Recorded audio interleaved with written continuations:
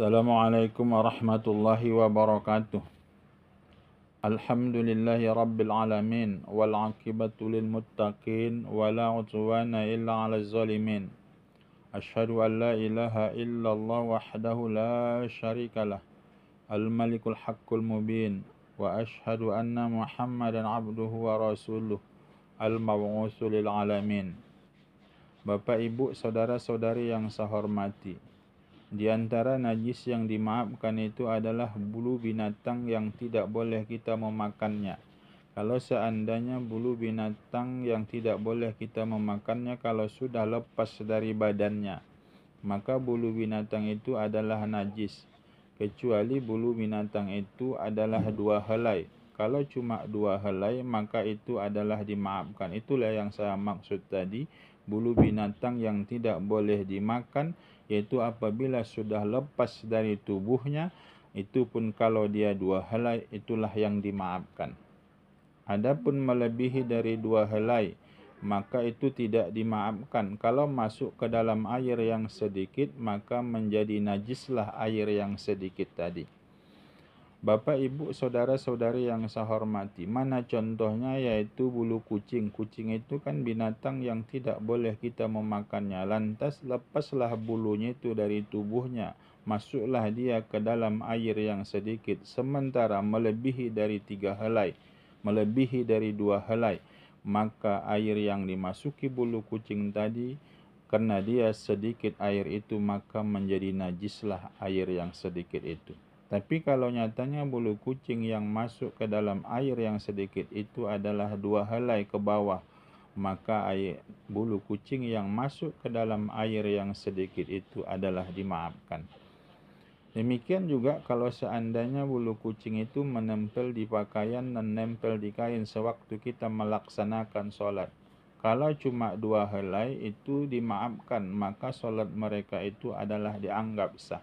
Kalau nyatanya bulu kucing yang menempel itu melebihi dari 3 helai, melebihi dari 2 helai, umpamanya 3 helai dan 4 helai, maka orang yang dalam sholat tadi menanggung bulu kucing yang sudah lepas dari tubuh kucing itu adalah najis. Orang yang menanggung najis dalam sholat, maka batallah sholat seseorang. Mana contohnya lagi binatang yang sering yang berhampiran dengan manusia yang dagingnya tidak boleh dimakan, contohnya adalah kuda. Maka kalau kuda, ulama berbeda pendapat menjelaskannya. Di antaranya, kalau seandainya ada orang yang baru naik kuda lantas nempel melebihi dari 2 helai, itu dimaafkan. Kenapa? Karena dia baru menunggang kuda, lantas dia menduduki kuda itu, bergesekan dengan bulu kuda itu, lantas banyak bulunya yang lepas dari tubuh kuda itu, maka lantas dia langsung melaksanakan sholat, maka itu dimaafkan. Nyatanya orang yang tidak menunggang kuda, lantas dia dapat bulu kuda itu melebihi dari 2 helai, maka nempellah di bajunya dan di kainnya sewaktu dia melaksanakan sholat, maka sholat seseorang itu tidak sah karena dia menanggung najis. Demikian juga bulu kuda tadi, kalau masuk dia ke dalam air yang sedikit, maka kalau dia melebihi dari 2 helai, maka menjadi najislah air yang sedikit itu. Bapak, Ibu, saudara-saudari yang saya hormati, yang berikutnya adalah najis yang dimaafkan adalah yaitu darah yang ada di dalam tulang atau darah yang ada di dalam daging. Contohnya adalah ikan. Darah yang ada di dalam tulang ikan, darah yang ada di dalam daging ikan itu adalah dimaafkan. Tapi darah yang ada di luar tulang atau ada darah yang di luar daging, maka itu tidak dimaafkan. Kalau seandainya masuk ke dalam air yang sedikit, maka menjadi najislah air yang sedikit itu. Maka oleh sebab itu demikian juga untuk menyucikan ikan, maka darah yang di luar tulang itu wajib kita membersihkannya. Kenapa? Agar kita memakan daging ikan itu menjadi suci dan menjadi halal yang kita masukkan ke dalam tubuh kita. Maka oleh sebab itu, menurut para ulama, menyuci ikan itu tidak perlu dicelup dan tidak boleh dicelup. Kenapa? Karena ada darah yang di bagian luar, ada darah yang bagian luar daging, ada darah yang di bagian luar tulang lantas masuk ke dalam air yang sedikit, kalau dicelup menjadi najislah air yang sedikit itu.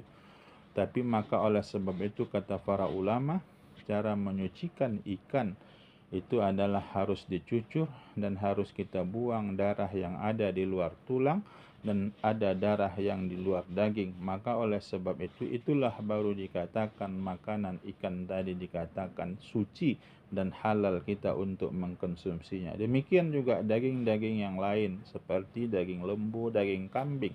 Darah yang ada di luar daging itu wajib kita menyucikannya, dan juga darah yang ada di luar tulang itu wajib kita menyucikannya. Maka oleh sebab itu cara menyucinya, saya ulang kembali, harus kita menyucurnya. Menyucurnya adalah kita tampungkan air itu di bawah daging itu agar apa? Darahnya itu menyucur ke bawah, najis itu tidak bolak-balik, yaitu di dalam daging tadi, apakah daging ikan ataukah itu daging hewan seperti lembu dan kambing, dan juga tulang ikan dan tulang hewan seperti lembu dan kambing. Maka oleh sebab itu kita menyucurnya itu wajib agar apa? Agar daging dan tulang itu menjadi suci.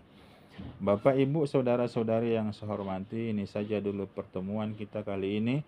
Terima kasih atas segala perhatian. Mohon maaf atas segala kekurangan. Wabillahi taufiq wal hidayah. Assalamualaikum warahmatullahi wabarakatuh.